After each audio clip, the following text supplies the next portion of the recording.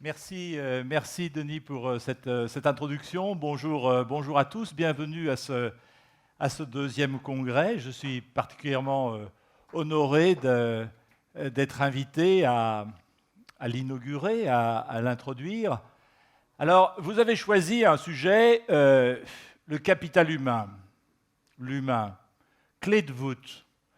Alors, c'est assez consensuel, si vous voulez, comme thème. On comprend, si vous voulez, qu'au début juillet, avant les vacances, à la fin d'une année qui a été particulièrement chargée, difficile, conflictuelle, voire parfois, si vous voulez, pour certains des orateurs qu'on a entendus jusque-là, on peut comprendre que, juste au début des vacances, il faille quand même un sujet sur lequel tout le monde puisse être d'accord. Car l'humain, clé de voûte de nos organisations, personne ne peut être en désaccord avec ça. Mais si on parle de capital humain, encore faut-il savoir dans quoi il va être investi. Et toute question que l'on se pose sur le capital, mais enfin je parle à des professionnels, c'est bien évidemment la manière dont il est investi, dont il est impliqué, dont il est engagé, dont il est utilisé. Et c'est cette question-là que je voudrais aborder avec vous avant l'apéritif. Alors, il y a plusieurs manières de prendre le sujet. On peut prendre le sujet de manière un petit peu juridique, contractuelle. Finalement, la préoccupation de toute organisation, c'est au final que tout salaire mérite travail. C'est généralement un bon principe pour les experts comptables qui sont ici, mais pour vos entreprises, pour les entreprises que vous conseillez, de partir de ce principe-là. Il y a une deuxième approche de cette implication, de cet engagement, qui est une approche plus morale, plus éthique, disons en grec, c'est plus chic. Et alors ça, c'est l'idée que finalement, eh bien, l'implication dans le travail, c'est bien. Je prends un échantillon comme celui qui est représenté dans cet amphithéâtre, et je vous fais passer une petite enquête. Est-ce que vous préférez avoir des collaborateurs et des collègues impliqués ou pas impliqués? 98% généralement répondent impliqués, les 2% restants n'ayant pas compris la question. Moi, ce que je vous propose aujourd'hui, c'est une troisième approche. Une autre approche de cette question de l'engagement et de l'implication dans le travail, et qui va être une approche un petit peu plus business finalement. Est-ce qu'on a besoin, est-ce que dans vos cabinets, vous avez besoin de cet engagement? Première question qu'il faut se poser. Admettez qu'on réponde non, on pourrait aller à l'apéritif directement. Deuxième question, il faut s'entendre sur ce que c'est. Et troisième question, il faut se mettre d'accord sur ce qu'on peut faire. Voilà les trois questions du petit parcours que je vous propose dans les minutes qui viennent. Est-ce qu'on a besoin de cette implication? Pas forcément. Vous avez dans tous les secteurs des tâches et des emplois que l'on peut très bien effectuer avec beaucoup d'efficacité, je ne vous donnerai pas d'exemple, mais vous en trouverez par vous-même, sans aucun engagement et sans aucune implication. Cependant, il est d'autres situations professionnelles où cette implication est un élément absolument indispensable de votre efficacité, de votre business. Prenez cette notion assez à la mode aujourd'hui, qui est la notion de l'économie de l'expérience. Vous connaissez sans doute cette notion-là. L'idée de l'économie de l'expérience, c'est que finalement, on crée de la valeur, enfin on fait de l'argent, eh bien, en permettant à un client de vivre une expérience. Ça, c'est une très belle idée. Exemple, vous voyez, vous allez chez Disney. Vous achetez un ticket, 50 €, vous passez la journée sur le parc, vous sortez du parc, le soir, vous vous arrêtez, vous réfléchissez, c'est la première fois que ça vous arrive aujourd'hui, et vous dites, j'ai dépensé 50 €, qu'est-ce que j'ai acquis en échange? Deux choses. Premièrement, des ampoules. Deuxièmement, des souvenirs. Ah, ben c'était un bon moment. Hein.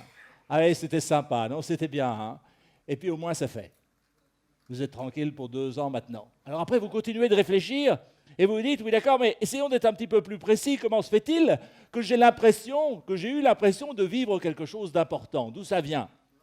Et très vite, vous vous apercevez que si vous avez eu ce sentiment, finalement ce sentiment d'en avoir pour votre argent, eh bien ça tient beaucoup au comportement et aux attitudes des personnes que vous avez rencontrées. Celui qui vous a aidé à vous garer sur le parking le matin, celui qui régule les files d'attente, celui qui pour la 717e fois joue le rôle de Donald l'après-midi sur Main Street à 15h pour la grande parade. Votre expérience, la qualité de cette expérience, tient à ce que les personnes mettent d'elles-mêmes dans ce qu'elles font. Vous êtes donc dans un business finalement très, comment dirais-je, très dangereux, on devrait dire, où finalement vous dépendez de ce que des personnes décident de mettre d'elles-mêmes dans ce qu'elles font. Et si vous regardez aujourd'hui tout un monde du service qui évolue progressivement vers, comment dirais-je, vers ce monde-là, hein, et vers ce monde de l'expérience. Qu'est-ce qu'on pourrait prendre comme exemple? Je ne sais pas, tenez quelque chose que vous connaissez tous, Nespresso. Vous connaissez Nespresso? Oui. Extraordinaire. Moi, un jour, j'avais dit à mon fils, écoute, j'achète la machine, t'achètes les capsules. Bien évidemment, il a été plus vif et plus alerte que moi, et il a acheté la machine, et j'en suis à je ne sais pas combien d'équivalents machines que je paye en capsule. Un jour, je me promenais dans Paris, vous savez, dans les beaux quartiers, il faisait beau, c'était printanier, j'étais en short, en tongs, tranquille, je passe devant un magasin d'espresso. Je me dis, tiens, je vais aller acheter les capsules. Je rentre dans le magasin. J'aurais dû m'habiller. Quelqu'un en costume, sympathique mais sévère, m'invite à faire la queue.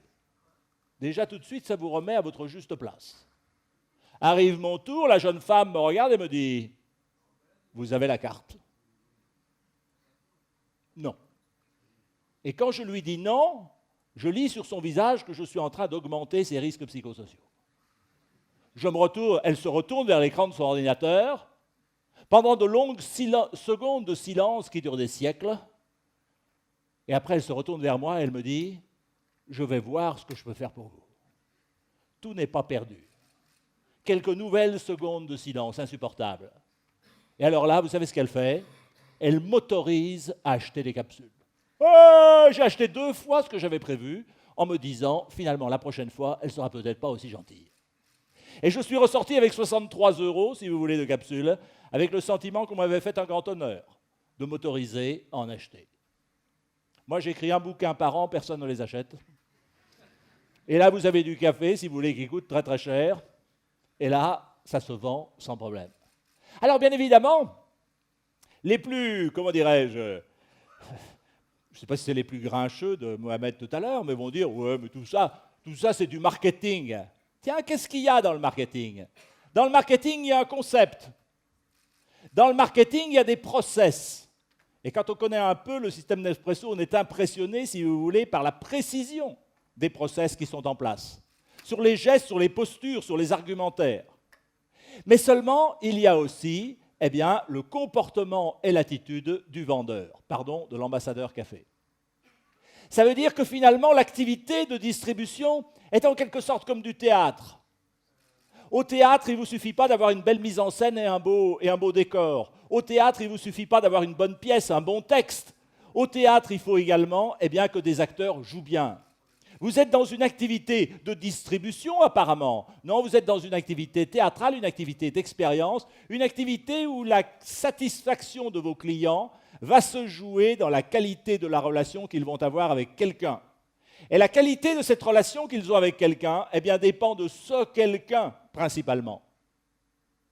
C'est-à-dire que cette implication, cet engagement, cet investissement, vous n'en avez pas besoin parce que ça fait joli, vous n'en avez pas besoin parce que ça serait un critère, on verra demain ou à Lyon, de la responsabilité sociale, vous en avez besoin parce que si vous n'avez pas cet engagement et cette implication, ça ne fonctionne pas. L'engagement et l'implication devient un élément du business model, ça devient une contrainte et non pas simplement une cerise sur le gâteau. Deuxième question qu'il faut se poser, c'est bien joli cette implication, cet engagement, mais de quoi parle-t-on au juste? Mais qu'est-ce que c'est? Je fais une enquête auprès d'à peu près 2000 personnes.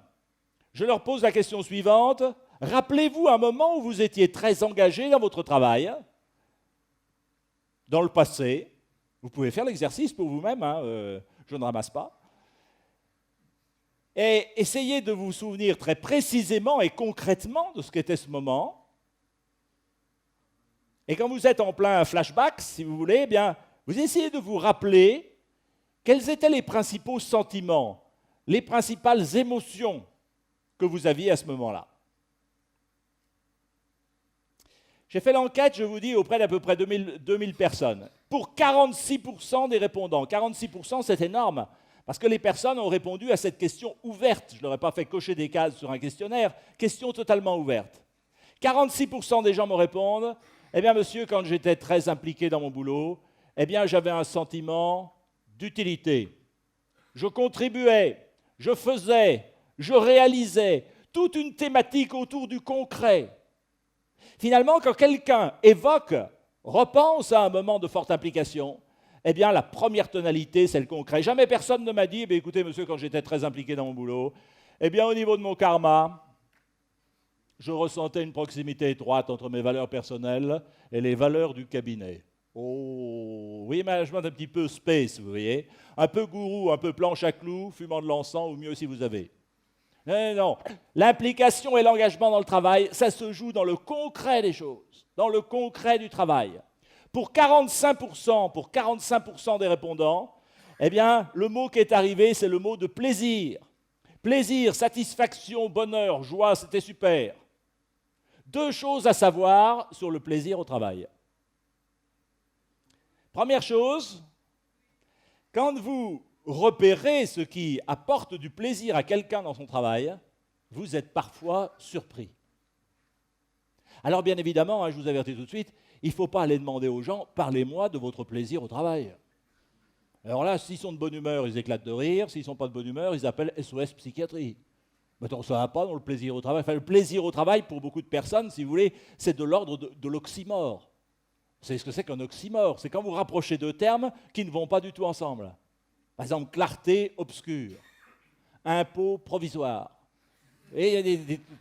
Non. Donc, de grâce, ne posez pas la question. Écoutez simplement quelqu'un parler de son travail. Vous allez avoir l'occasion, là, avec l'été, il va y avoir des tas de pique-niques, de barbecue, comme ça, avec du rosé et tout ça. Écoutez quelqu'un parler de son travail, vous allez voir, on est parfois surpris de ce qui lui apporte de la satisfaction et du plaisir.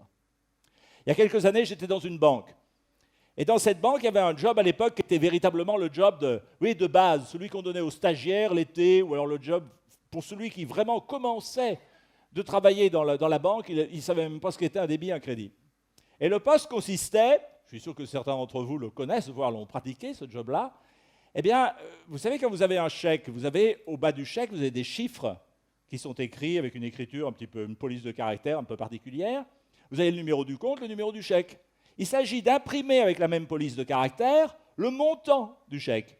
Et vous avez un type qui fait ça toute l'année, si vous voulez, toute la journée. Voilà. Je lui dis « Bonjour monsieur, qu'est-ce que vous faites ?» Et il me dit « Je fais du post-marquage. » Intéressant, et ça consiste en quoi? Oh, il me dit « C'est très simple. Vous savez, je prends un chèque qui a été remis à l'encaissement par un de nos clients. Je l'insère dans cette machine qui s'appelle une post-marqueuse. » Vous voyez, le raisonnement se tient. Je tape le montant du chèque qui s'inscrit en bas. Je ressors le chèque de la machine, je le mets dans la manette de droite et quand j'en ai 150, ça part au traitement. Je lui dis intéressant et ça vous plaît comme travail? Ah oui. Alors devant mon regard un peu étonné, il me dit « Mais vous savez monsieur, on voit de ces chèques. » Je n'imaginais pas. Mais oui, les chèques, c'est absolument extraordinaire. Vous avez des images, vous avez des photos. Puis vous voyez des chèques de banque dont vous n'avez jamais entendu parler, jamais. Puis dossier montant, c'est dans le quartier de la Bourse à Paris, dossier montant. Vous voyez, il y a 3 choses que je ne vous dis pas. Je ne vous dis pas que tout le monde à ce poste-là, il trouvera les mêmes choses. Je ne vous dis pas que s'il fait ça pendant 168 trimestres, il y trouvera toujours le même intérêt. Je ne vous dis pas non plus que le plaisir qu'il y trouve suffit à remplir son existence. Mais vous, comme moi, n'avez jamais rencontré personne dont le travail suffisait à remplir l'existence. La source du plaisir est souvent quelque chose, si vous voulez, d'étonnant. Deuxième chose à savoir sur le plaisir, ce qui apporte du plaisir, c'est souvent lié à une histoire personnelle. On a la tentation, parfois, surtout quand on a une responsabilité dans une organisation, on aimerait bien que nos collaborateurs, les gens qui travaillent avec nous, ils auraient du plaisir et on y serait pour quelque chose. Eh bien, non. Si les gens trouvent une satisfaction dans ce qu'ils font, ça vaut tout en eux-mêmes qu'ils la trouvent. Du concret, du plaisir. Pour 38% des répondants, eh bien, quand ils évoquent un moment de forte implication, ils disent, eh bien, à cette époque-là, j'étais stressé. J'étais stressé. Il y avait de la tension. Il y avait de l'urgence, de la pression, de la peur, de l'appréhension, la peur de ne pas être à la hauteur, la peur de ne pas y arriver. Oui, c'est intéressant ça. C'est intéressant parce que, je ne sais pas pour vous, mais moi j'ai l'impression de vivre dans une société, si vous voulez, où on est toujours en train de me demander si je suis content. Je suis venu en avion ce matin, je sais que dès demain, je vais avoir un mail d'Air France me disant « Alors, vous êtes content du voyage ?»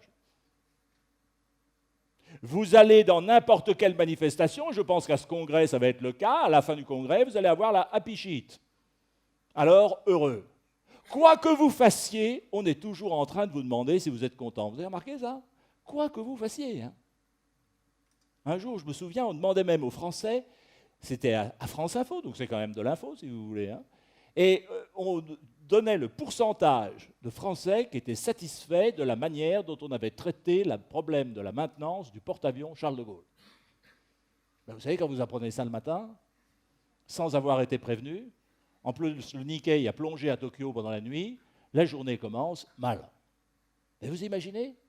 On est capable de se déclarer heureux ou pas heureux de tout et de n'importe quoi. Alors c'est un peu pervers cette histoire-là, parce qu'on arriverait vite à l'idée que finalement, la seule dimension qui compte, ça serait la dimension de la satisfaction et du plaisir. La seule dimension avec laquelle on pourrait décrire et mesurer, vous parlerez mesure demain, mais décrire et mesurer ce que l'on vit dans l'existence, ça serait la dimension du plaisir. Loin de moi l'idée de sous-estimer cette dimension-là, je serais plutôt du côté épicurien, mais ce que je vis dans l'existence ne se réduit pas à un indice de satisfaction. Ce que je peux vivre dans le travail, c'est certes de la satisfaction, mais ça peut être autre chose. Tenez, prenons un exemple. Supposons que l'on soit lundi matin. On est lundi matin, je vous dis, mesdames, messieurs, vous venez de passer un week-end en famille, enfin disons au sein de vos structures affectivo-partenariales. Alors, heureux? Je suis sûr que tous les week-ends, vous faites une série de tâches qui ne vous apportent absolument aucune satisfaction. Et malgré ça, chaque week-end, vous remettez ça encore, encore et encore. C'est pas vrai?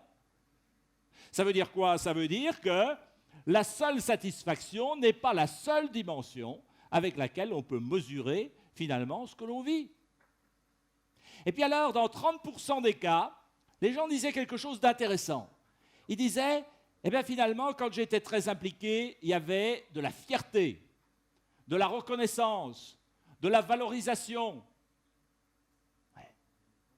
Alors c'est quoi la fierté au juste? La fierté, c'est quand on se voit renvoyer une image qui ne colle pas tout à fait à l'image que l'on a, idéale que l'on a de soi. D'ailleurs, quand est-ce qu'on n'est pas fier? On n'est pas fier quand nous est renvoyée une image qui ne colle pas tout à fait à l'image idéale que l'on a de soi. Ça vous est jamais arrivé dans votre travail? Vous savez, quelqu'un vous demande de lui envoyer un truc, je ne sais pas, un mémo, une note, enfin peu importe, avant 5 heures. Vous vous êtes engagé. Maintenant, il est 5h05.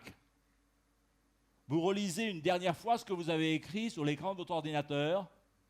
Et franchement, quand vous relisez ce que vous avez écrit sur l'écran, eh bien, vous n'êtes pas fier. Et vous n'êtes pas fier pourquoi? Parce que le travail qui vous a été demandé vous demandait 1 heure de temps. Mais pas de chance, vous avez eu des imprévus, vous avez eu des problèmes, des bouleversements dans votre emploi du temps. Vous n'avez pu y consacrer qu'1 demi-heure. Oh, il n'y a aucun risque, il n'y a aucun péril en la demeure. Vous savez, vous avez bâclé, mais vous êtes un professionnel. Et c'est quoi le professionnel? Le professionnel, c'est celui qui peut bâcler sans que les autres s'en aperçoivent. Donc vous n'avez aucun risque. Cependant, l'image que ça vous renvoie de vous-même, ça ne colle pas à l'image idéale que vous avez de vous-même. Vous savez, la fierté, c'est ça. La fierté, ce sont des petites choses. La fierté dans le travail, ce sont des choses petites, banales, dérisoires, voire parfois ridicules pour quelqu'un d'autre. Un jour, je me souviens, j'étais chez Kiabi. Vous connaissez Kiabi? La mode à petit prix. Ils ont leur plateforme logistique, si vous voulez, dans le nord de la France.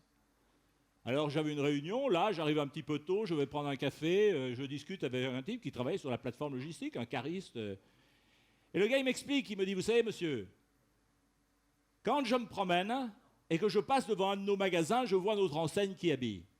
Eh bien, je me dis quand même que ceux-là, s'ils ont leurs marchandises, c'est quand même grâce à moi.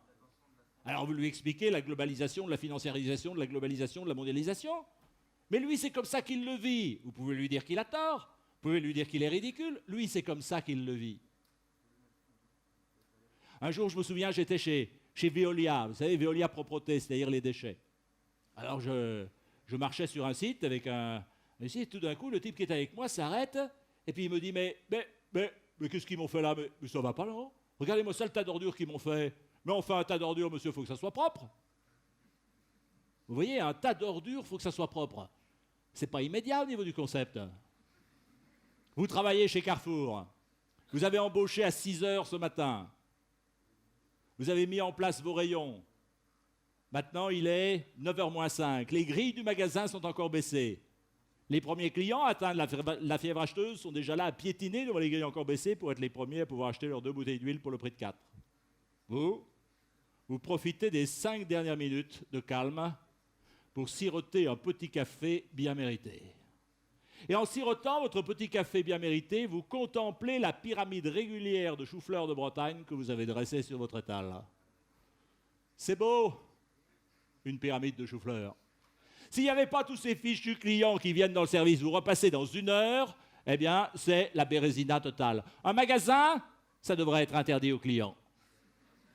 Si certains d'entre vous ont l'expérience du commerce et de la distribution, vous pouvez ressentir ce que ressent le type qui a remis en rayon. Si vous n'avez pas l'expérience du commerce et de la distribution, vous pouvez comprendre intellectuellement ce que c'est, mais vous ne pouvez pas ressentir ce que c'est.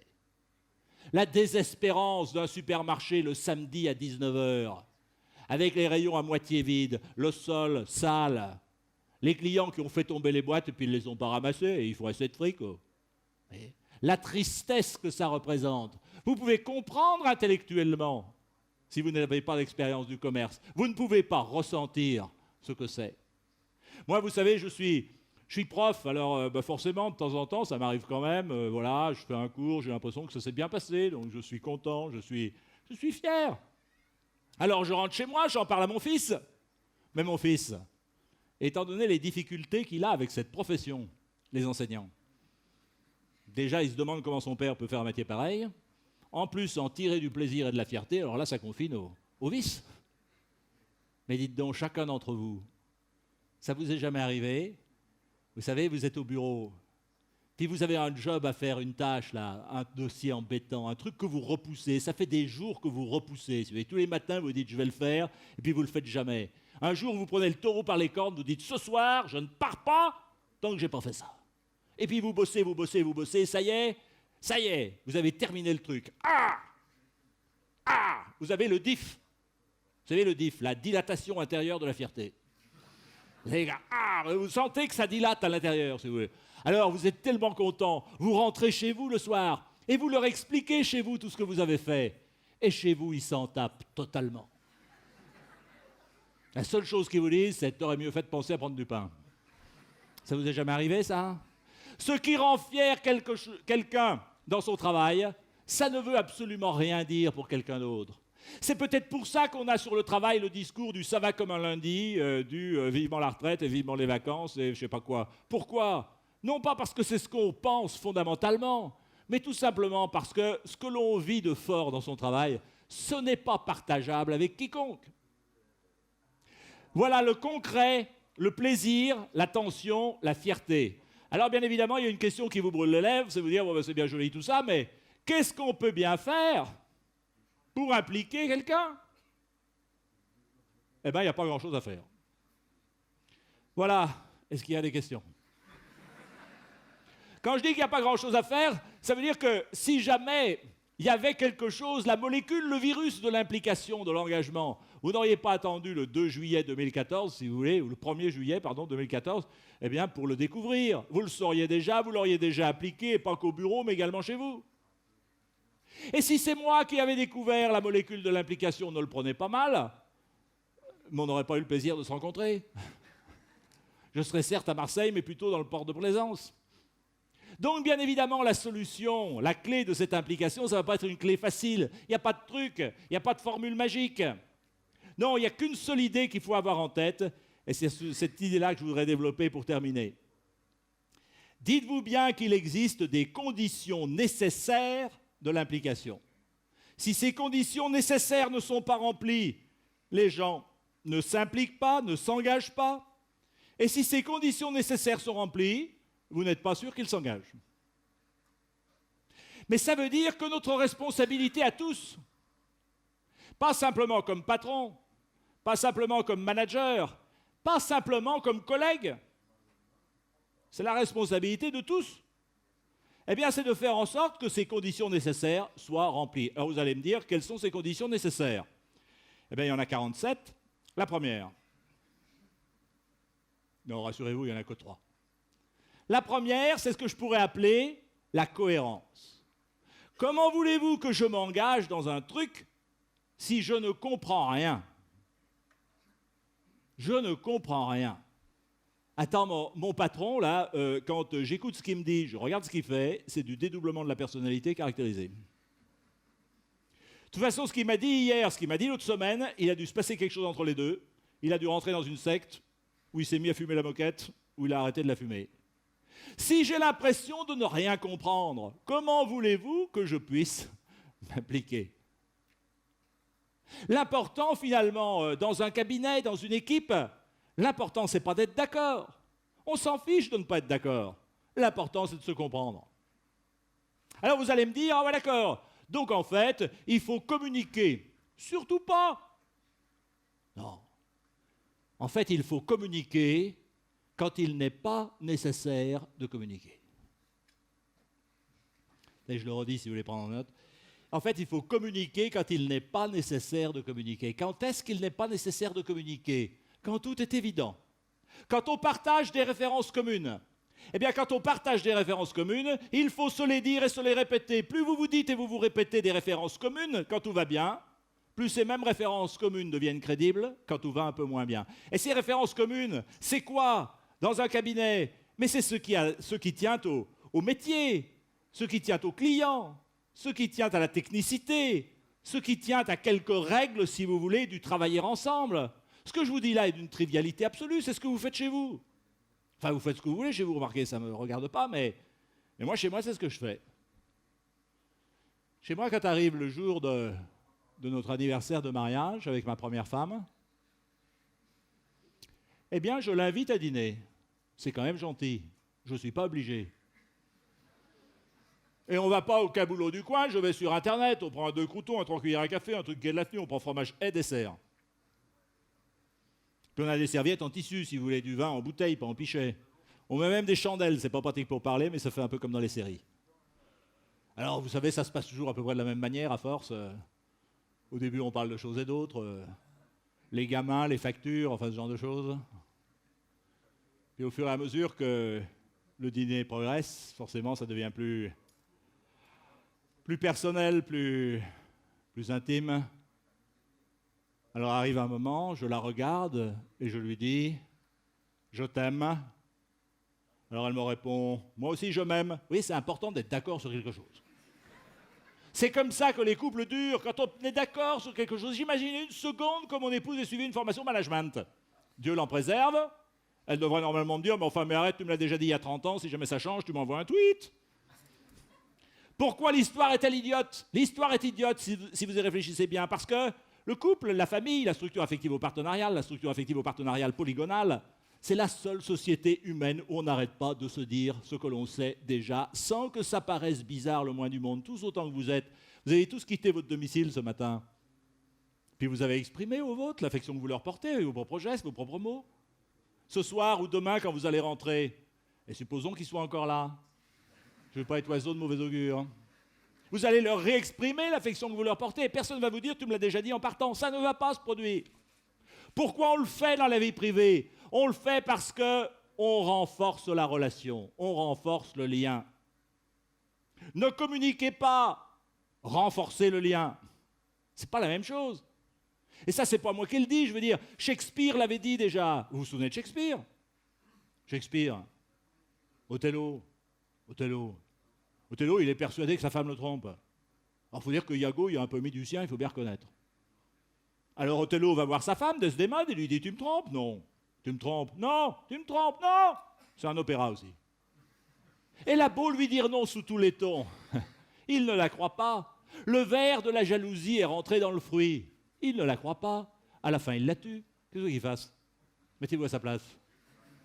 Pourtant, le message était clair. Vous voyez, le PowerPoint avait été écrit avec la bonne police de caractère. Le message était clair, c'était non. Ben oui, d'accord, mais ce n'est pas le message qui compte. Ce qui fait l'efficacité de votre communication, aussi bien avec vos collaborateurs, aussi bien qu'avec vos patrons, aussi bien avec vos collègues, ce n'est pas la clarté de ce que vous dites, ce n'est pas le message, c'est la confiance que l'on a en celui qui le porte. Et s'il faut tellement travailler, si vous voulez, à communiquer sur ce que l'on a en commun, c'est parce que c'est le seul moyen de renforcer cette confiance.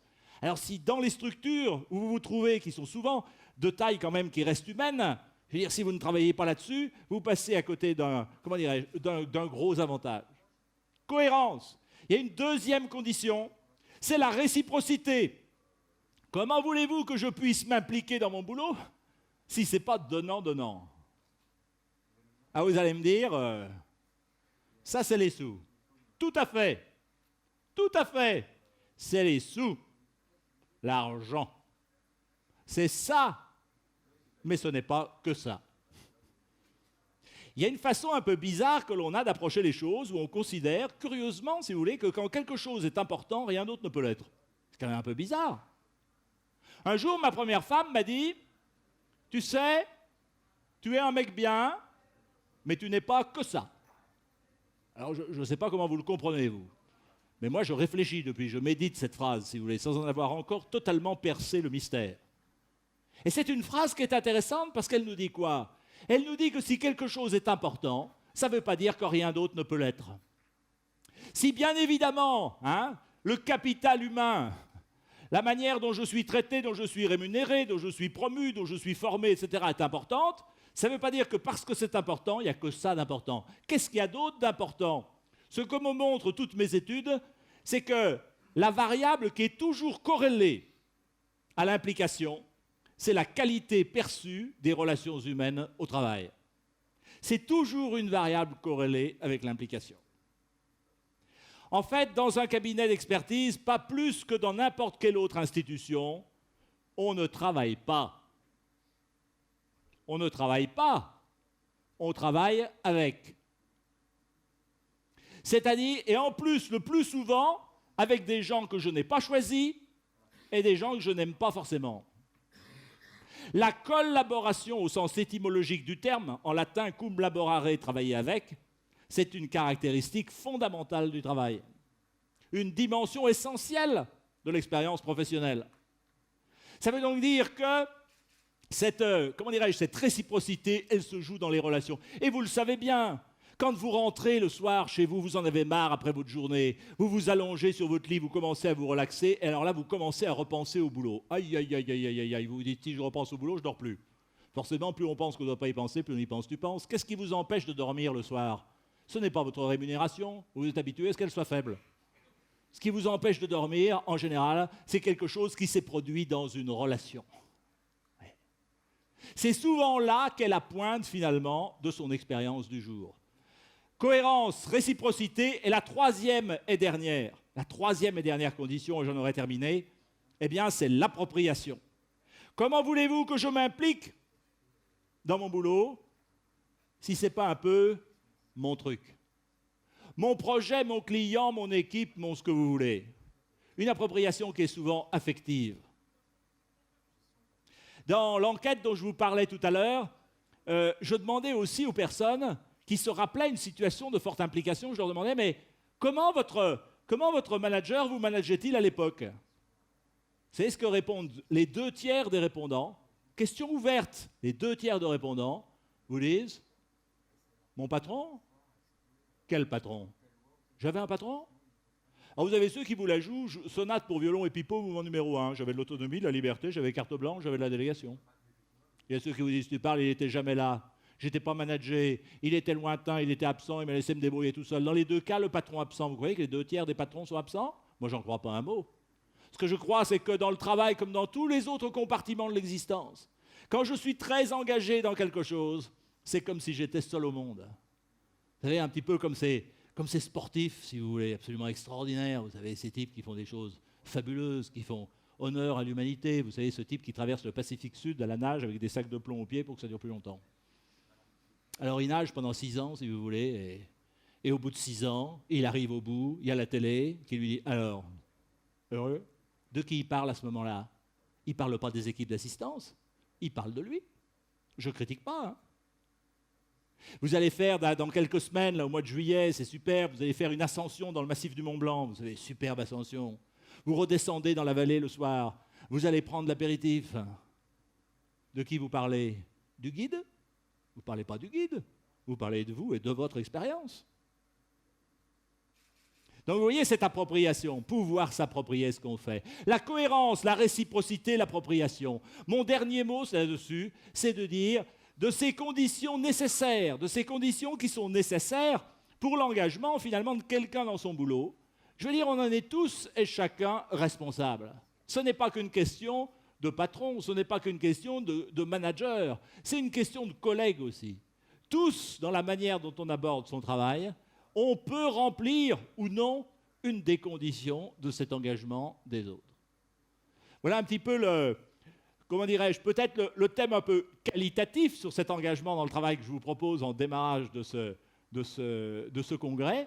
Demain, vous allez aller vers des aspects beaucoup plus chiffrés, mais retenez que cet engagement dans le travail, même si évidemment il n'est pas universel, même s'il n'existe pas partout, mais enfin, dans quelle autre activité humaine l'engagement existe-t-il partout? Il suffit de regarder le monde associatif. Est-ce que tout le monde est réellement impliqué dans le monde associatif?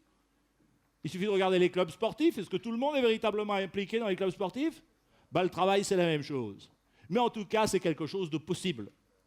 Et ce que je vous souhaite, je dirais à chacun d'entre vous, eh bien, c'est que cette expérience professionnelle, dont on connaît tous les aspects difficiles, pas toujours marrants, que ce soit pour vous à un moment ou à un autre, un lieu où vous allez pouvoir avoir cet investissement personnel, ça vous fera du bien de toute manière à vous, et éventuellement, ça en fera à ceux qui sont autour de vous, ce qui n'est pas si mal par les temps qui courent. Je vous remercie et je vous souhaite un très bon congrès.